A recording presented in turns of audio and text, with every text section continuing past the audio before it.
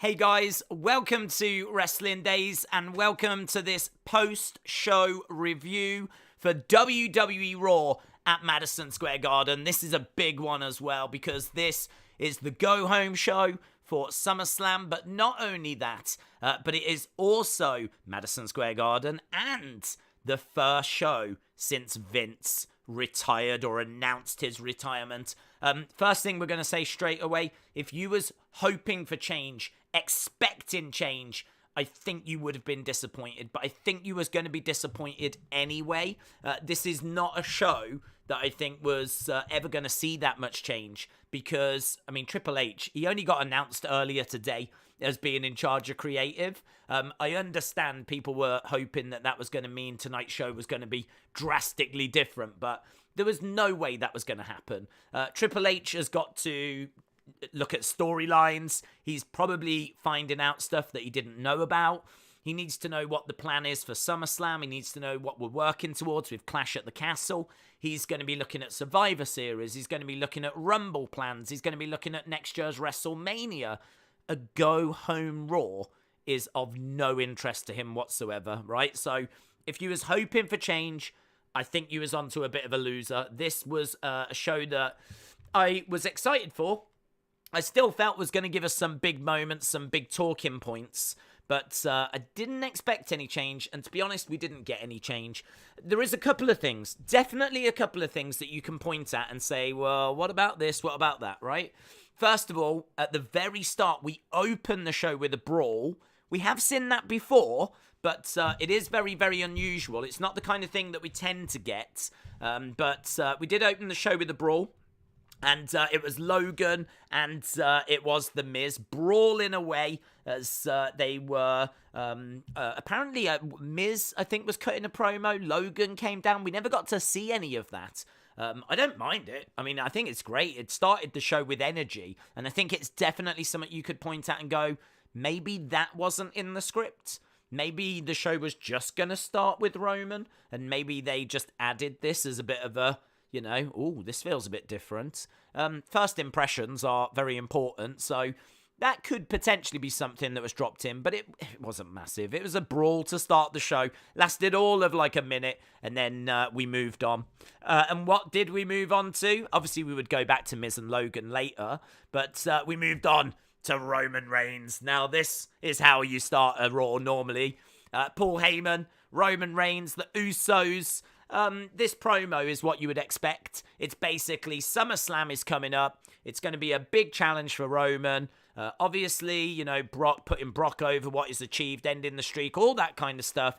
It was basically, if you are watching us tonight and you haven't been watching, this is what's happening. This is what's happening this weekend. This is everything that you need to know about. There was a great line, though, because the microphone cut out, and Heyman did turn around to the sound guy and said, if you don't get this sorted, you'll be the next one out the door. So there was a little reference to people leaving. You'll be the next one out the door. I saw that definitely grabbing people's attention online on social media. So a good little line there. But there was nothing really here that, you know, if you've been following this story, if you've been watching WWE, there was nothing here that you needed to know. What we did get was Theory coming down. Theory wanted to remind everyone that he's involved still. I really like Roman here. Roman was like, bless. Roman was, bless you. Like, just not a threat. He was like, you know, why are you standing outside the ring? Come in the ring. So Theory got in and he was really like hiding behind the briefcase, threatening to hit people if they came close to him. He was really jittery. I really like that. I mean, Roman just absolutely oozing confidence. So, yeah, really, really good.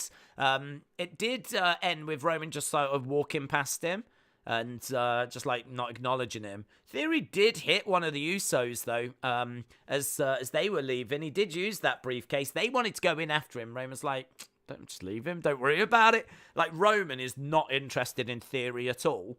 And I really like that. Theory is obviously a threat, but Roman is no selling that threat at the moment. So this was kind of cool. A little bit different. I was into it. This set up a match between Theory and Drew. Drew came out, which was a bit of a surprise. Nice surprise for the crowd. Drew, big star on SmackDown. He came down to the ring. And, of course, we got a bit of a match. They were going for a while. And then, of course, the Brawling Brutes would come down. They would get involved. So that match ended in a DQ. So we got the Brawling Brutes attacking. Not really much to talk about there.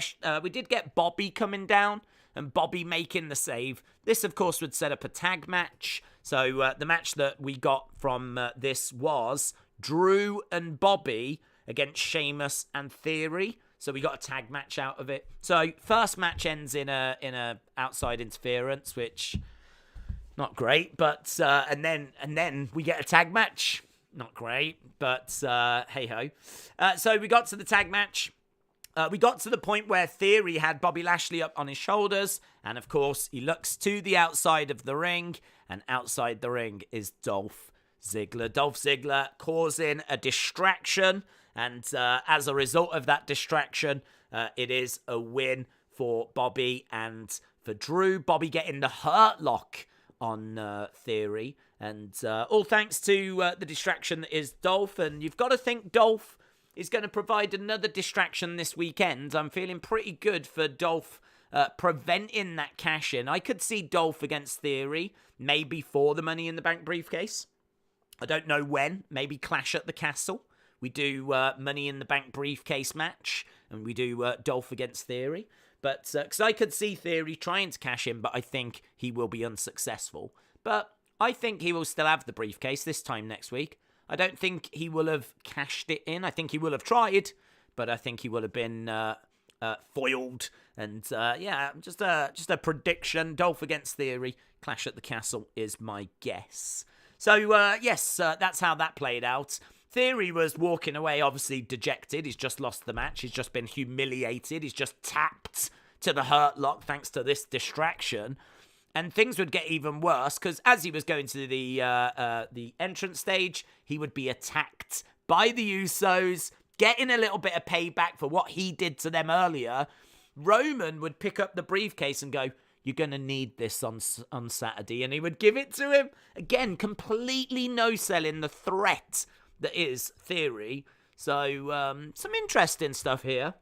I mean, again, nothing essential. Nothing that you really need to have seen. But some interesting stuff that was going on. He gave him the briefcase as he was lay on the floor, and the segment ends.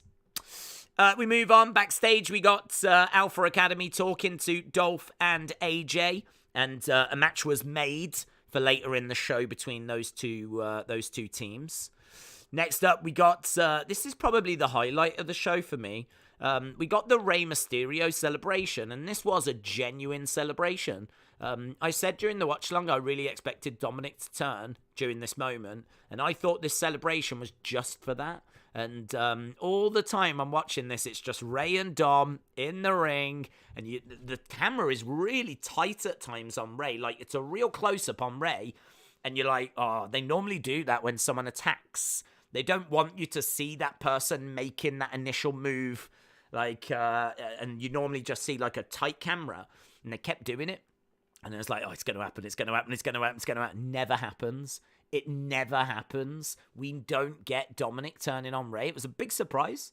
So we got this title celebration, 20th anniversary celebration. All was great. He mentions Eddie. He mentions quite a few legends, from the past.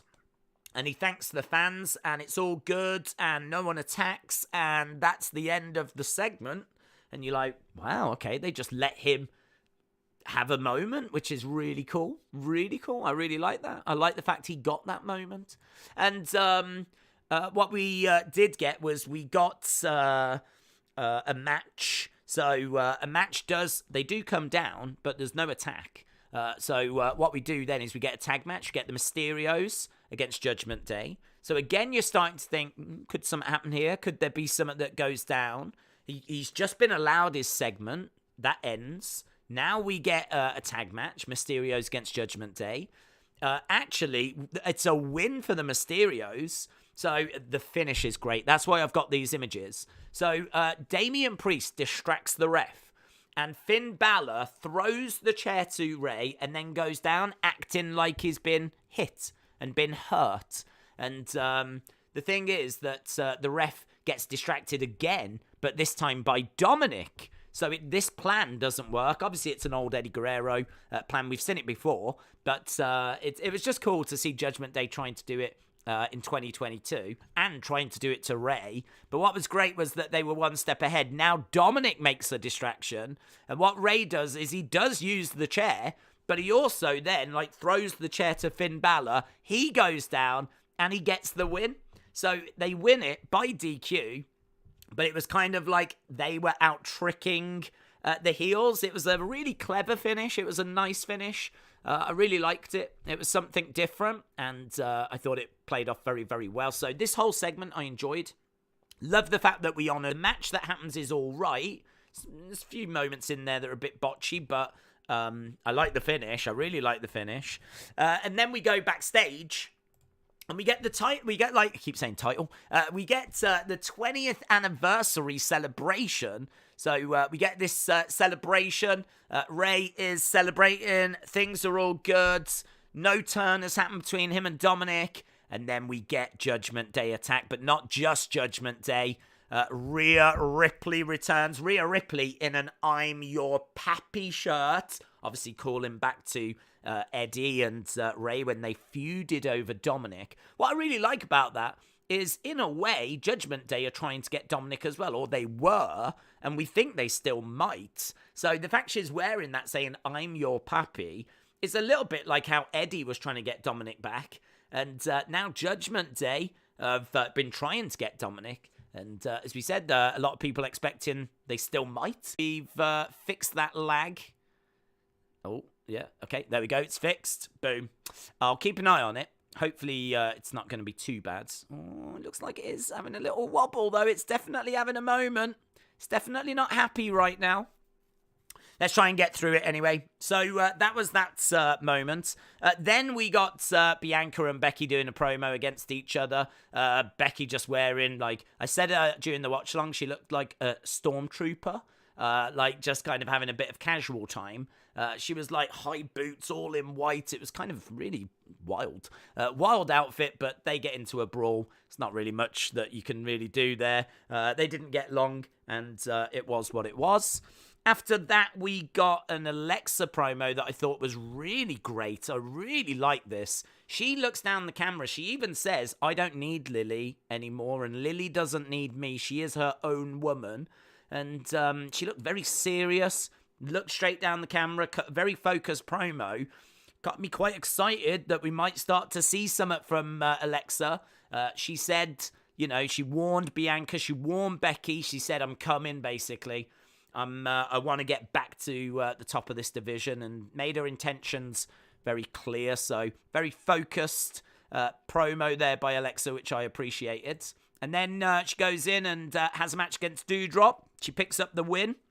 Quite comfortable win, but, good to see Alexa getting a bit of momentum. Then we got, there was quite a bit to unpack here. We got Logan Paul come out. He did his talk show segment. Maurice came out. There was a lot of talk about balls. A lot. At one point, we even had Maurice tell us what the average size. I was expecting potentially someone to come and make a save, but I don't think anyone likes Logan, so no one did. And it ended with Miz skull-crushing finale to Logan. Logan was laid out. He was deaded.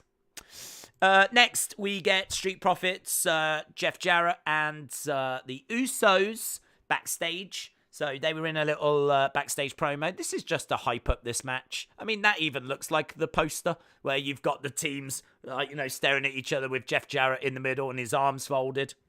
Again, a lot of this was a go-home show.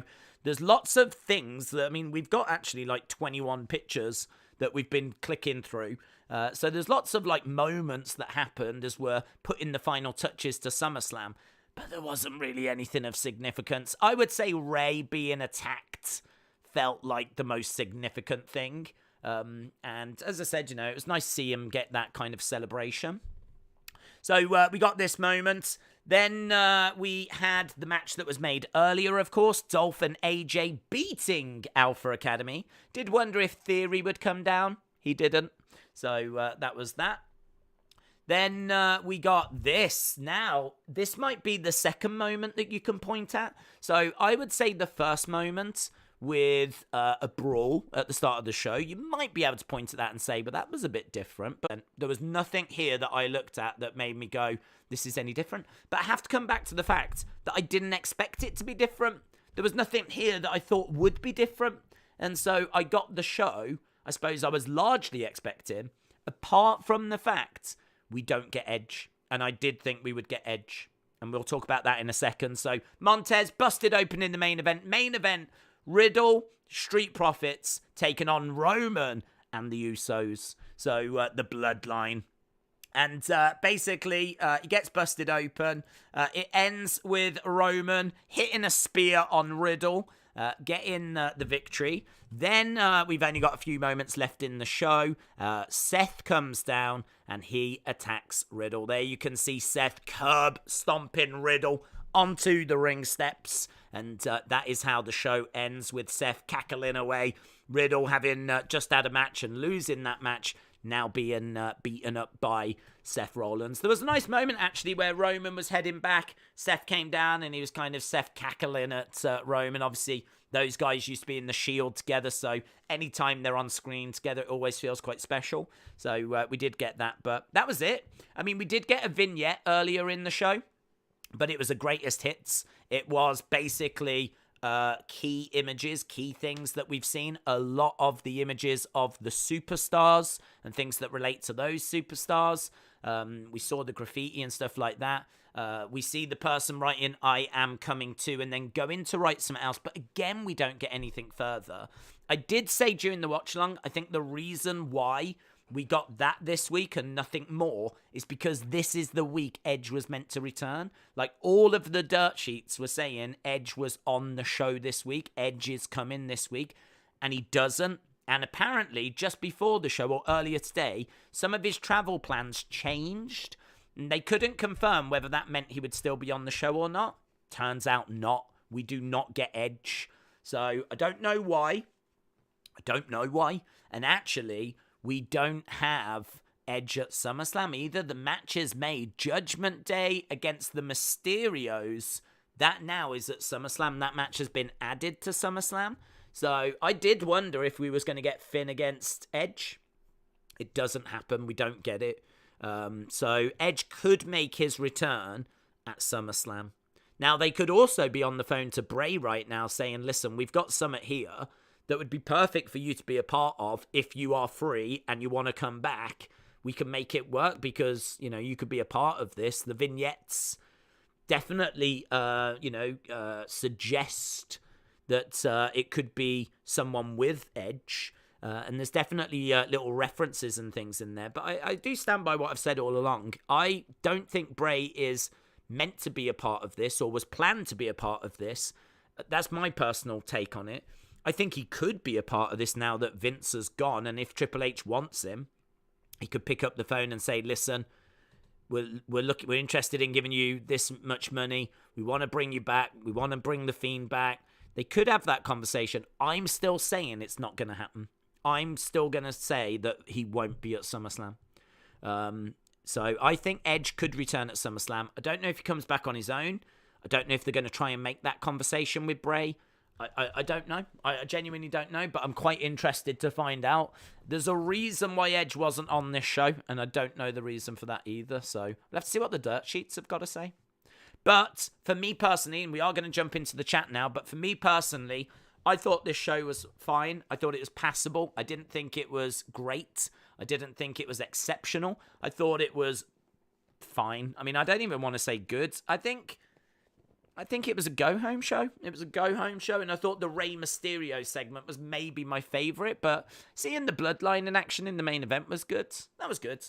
Seeing them in action, it's always good to see Roman and the Usos working together in that main event, so I was definitely into parts of this show. It was not a chore to watch, let's put it that way, but it did feel like I was constantly waiting for something of significance, and I can't say anything really occurs, apart from maybe Rhea Ripley coming back in the beatdown of Rey Mysterio. So What we're going to do is jump over to the chat and see what people are saying. Whoa, look at that. That's moving at some speed.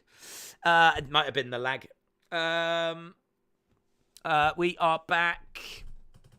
SummerSlam, Edge and Bray. I just can't see how Bray fits into SummerSlam, says Jada.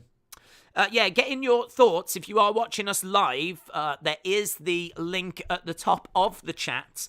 If you click on that, then you can go and vote right now. We will have a look at the scores in a second and see what people are thinking in regards to this show.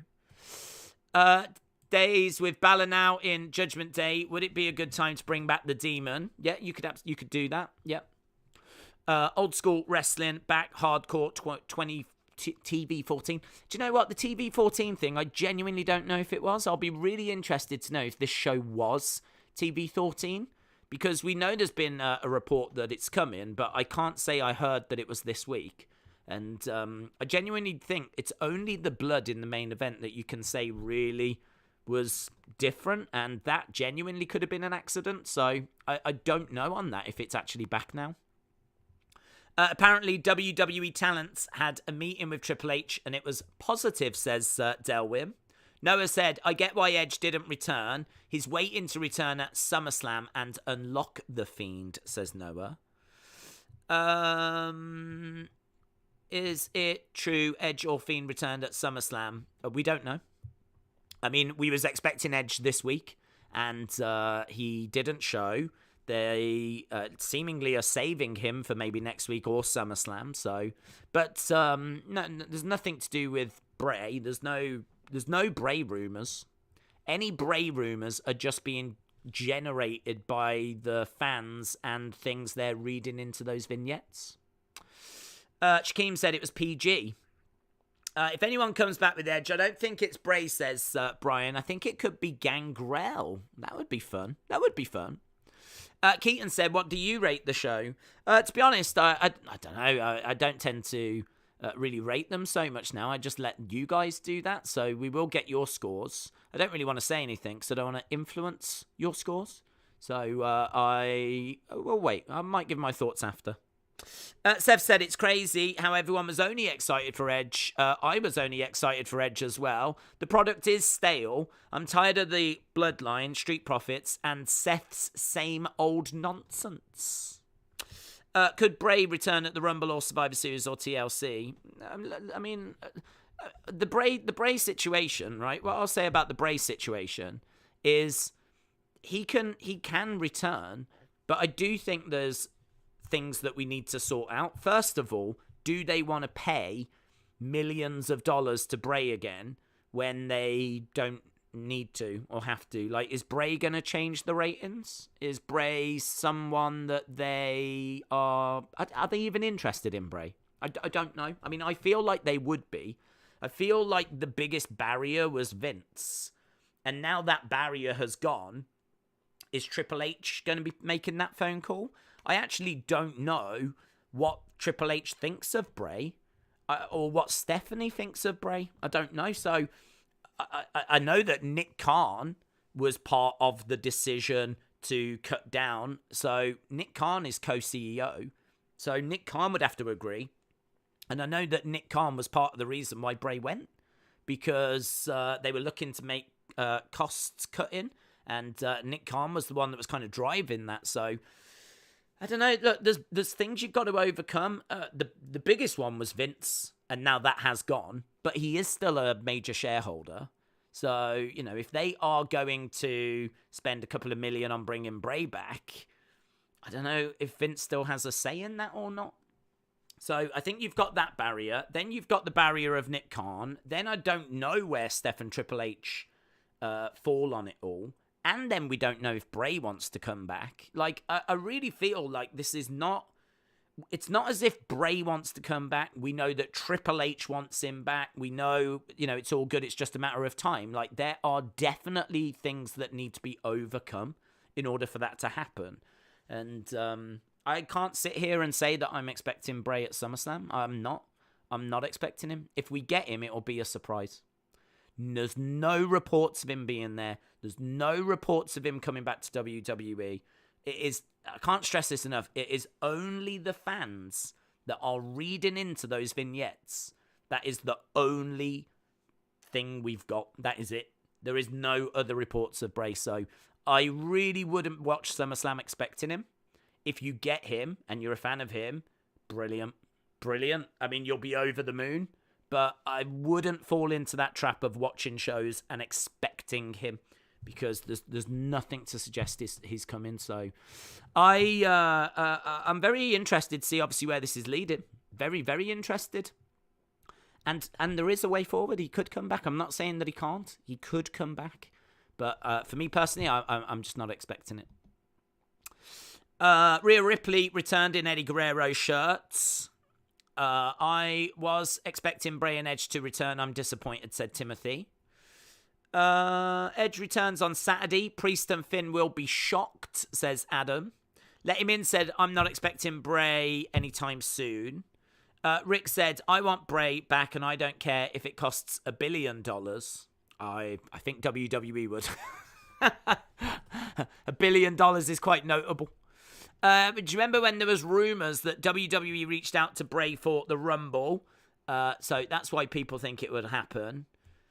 I never, ever heard that, Michael. I never, ever heard that they reached out to Bray for the Rumble.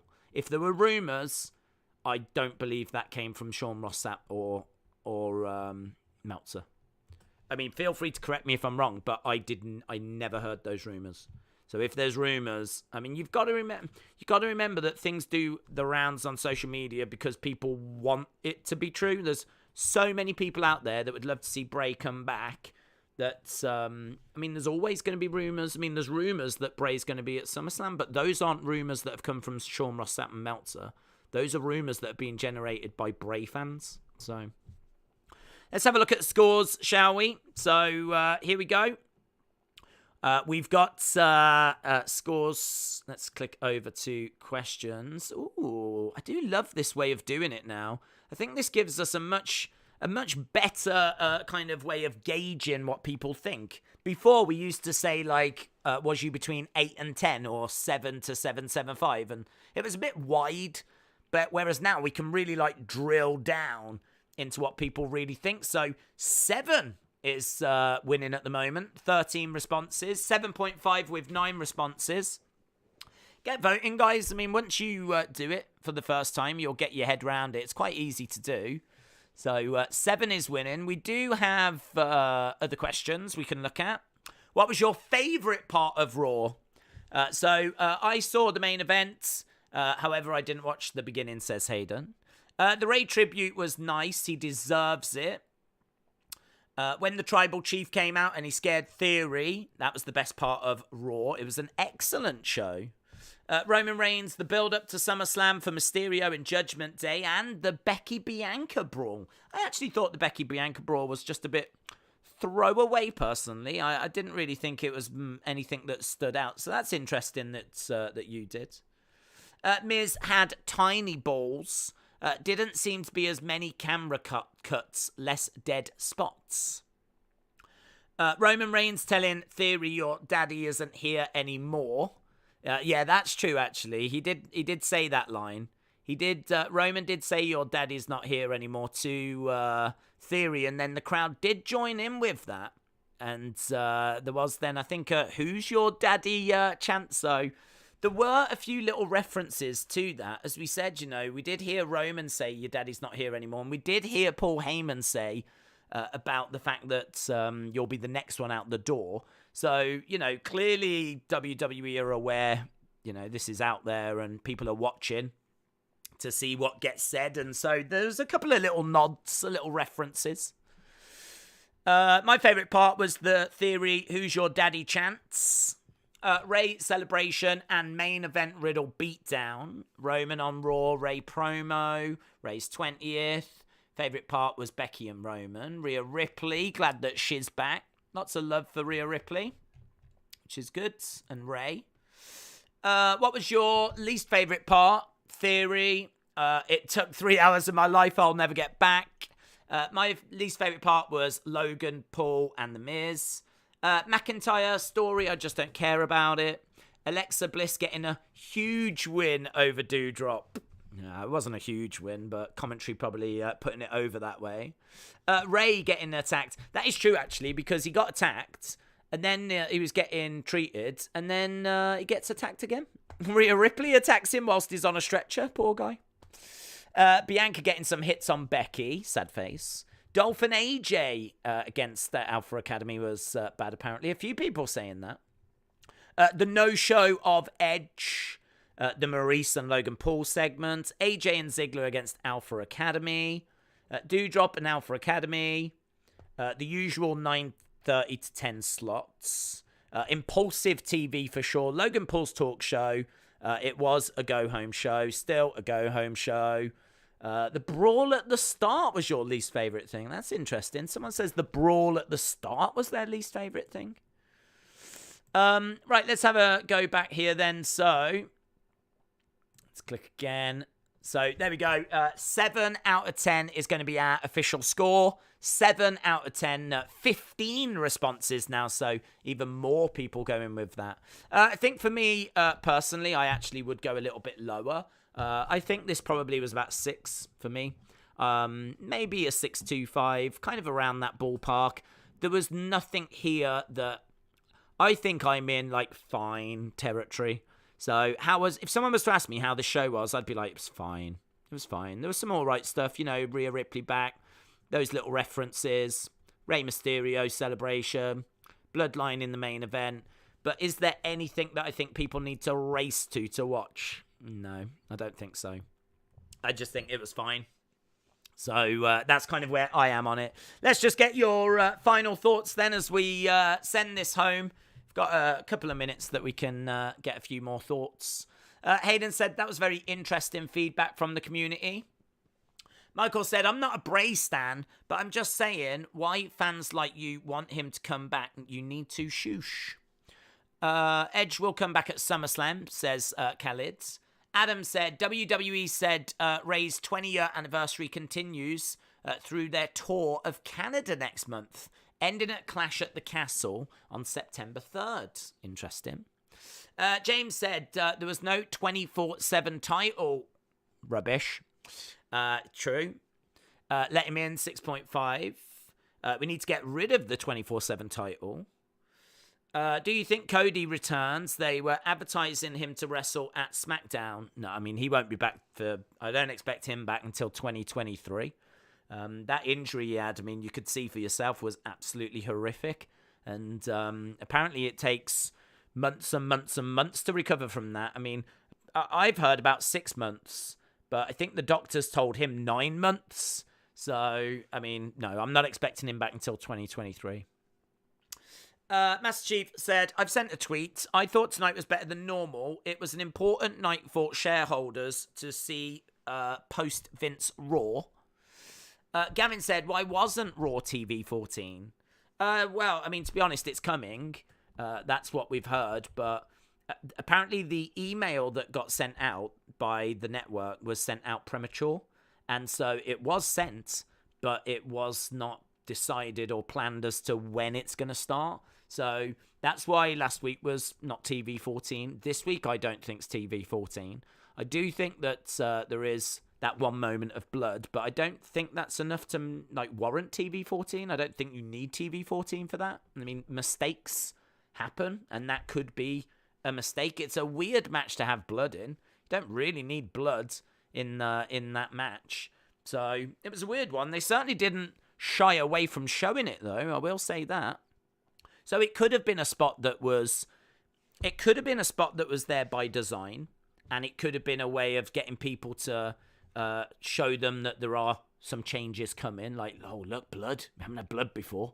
It could have been designed for that. Or it seriously could have just been an accident. So, I don't know. I'm not really reading too much into it. I think people will probably make a big deal out of it. But I'm not reading too much into it yet. We'll see what SummerSlam's like. Obviously, next week. I think Triple H just needs time to get his feet under the table. I mean, right now he's only just took over the job. So as I said right at the start, I wasn't expecting change immediately, and we didn't get it. I only said 9 months. He will be back at the Rumble. More likely fight Roman at Mania, says Michael. Any news on Brock's walkout? Well, he came back, didn't he? He came back, so he did walk out, yes, but he came back and did the main event of SmackDown, so still on course for him against Roman. Keaton said, what would you change about the show? It's a good question, that is, Keaton. We can definitely end there. I think for me personally, I would have had some matches that were a bit more exciting. I kind of felt like a lot of these matches were just placeholders. You know, nothing mattered. I mean, did it really matter who won out of Drew and Theory? I mean, Drew is going to be facing Sheamus. Theory is going to be facing Bobby Lashley. So Drew against Theory, it just didn't matter. It didn't mean anything. There was nothing on the line. There was nothing at stake. I even found myself kind of zoning out. And I must admit, pretty much every match I zoned out of. I mean, Alexa against Doudrop, did it matter? Did it mean anything? I mean, if Alexa had lost, would that have been a disaster for her? I mean, I don't think so. I think by the time we get to next week, we wouldn't even have remembered. And I just felt like there was a lot of that tonight. I mean, AJ and Dolph, they're not even a tag team, but they get put together and they take on Alpha Academy. Did it matter who won that match? No. So it was a difficult week this week because it is the go-home show, and you've got to really focus on the matches at SummerSlam, so you can't do anything revolutionary. Your hands are tied. What can you do? You've got to promote SummerSlam. You've got to push forward with those feuds and highlight those matches. You've got to. So, you know, it's just, it's a problem. It's difficult because you can't really do anything of significance because SummerSlam's done. It's made. I mean, you can't change those matches. You're not going to change those matches. So you've just kind of got to see it out, really. So I think I would have liked some twists. That's what was missing. I would have liked the matches to have had some significance. You could have done something whereby, you know, Drew challenged Theory for his Money in the Bank briefcase. Adam Pearce could have come out and said, that's an interesting idea, and then booked it, you know. Theory could have thrown a tantrum. They could have turned around and said, well, you know, I'm afraid there's no one back there that's got your back anymore, so seems like you're going to be defending that Money in the Bank briefcase tonight. Could have got that, and then, of course, during the match, Brawling Brutes could have come down and, you know, but at least the match would have felt like, oh, well, this is interesting. They could be about to put that briefcase on Drew, and at least there would have been something on the line. So for me personally, it just felt like a lot of matches didn't matter, and there was nothing at stake. So I would have potentially done that. But I do think of all the weeks, this is one of the hardest weeks to actually do anything of significance. It's a go-home show, and as we said, you've got to focus on SummerSlam, so... And that is it, guys. We are done. Really appreciate the support. Thank you so much for joining us. We do just do these little streams. They're just quick little streams, about 10 minutes after Raw, 10 minutes after SmackDown. And really, it's just a way of getting something out there so that we can get all those thoughts from the 3-4 hour watch along into like a 30-40 minute little post-show stream. So really appreciate it. 7 out of 10 is what the community scored this week's Go Home. And obviously, we've got SmackDown coming up on Friday and SummerSlam on Saturday. That will be on the Wrestling Escape Pod channel. So if you want to join us for that, it's over at the Wrestling Escape Pod. Awesome. Thanks a lot for watching. Appreciate the support. I'll see you next time. Bye for now.